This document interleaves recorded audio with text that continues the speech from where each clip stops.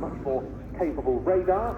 It's powered by a more powerful engine, the General Electric RM60. It's about 30% more thrust than the earlier C model. It also carries about 30% more internal fuel. Now, that's the power means it can accelerate far more quickly at high altitudes. The airframe has been strengthened, meaning a full 9G capability is available, and it can carry a greater weapons load to boot.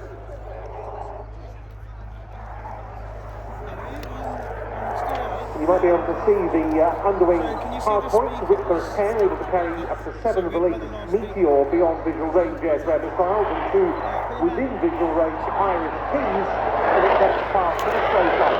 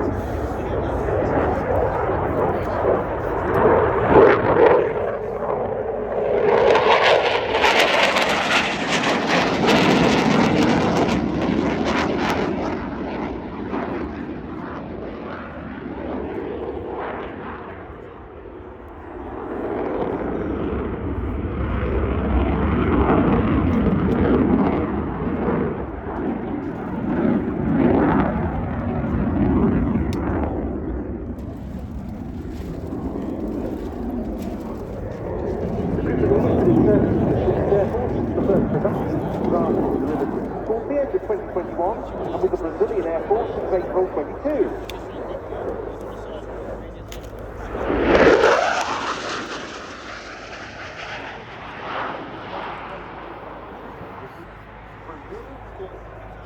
Initially, those discussions to possibly increase that figure.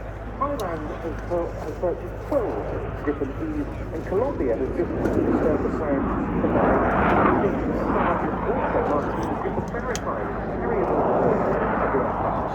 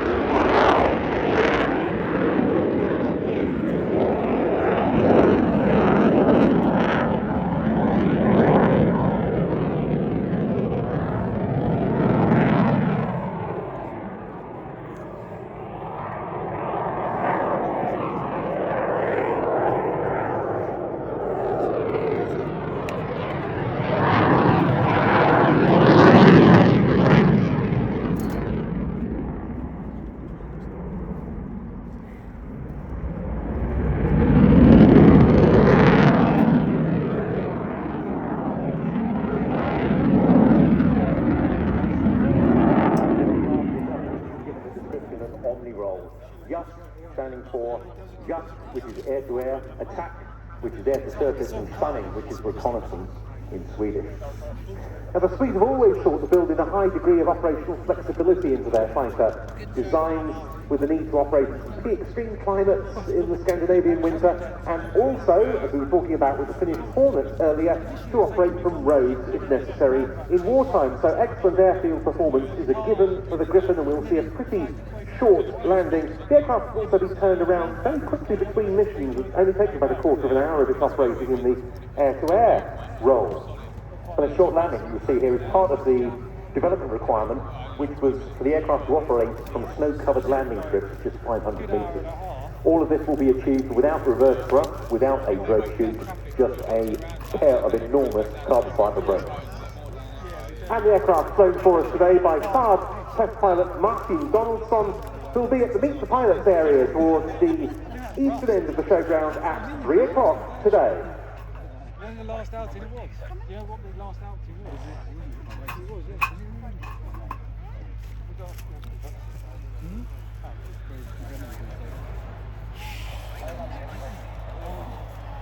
A bit hot, yeah, well, 25 was miserable. I was like, it hasn't rained probably for 4 months.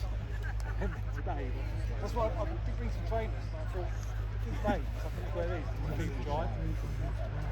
I know. So where do you live then? All right.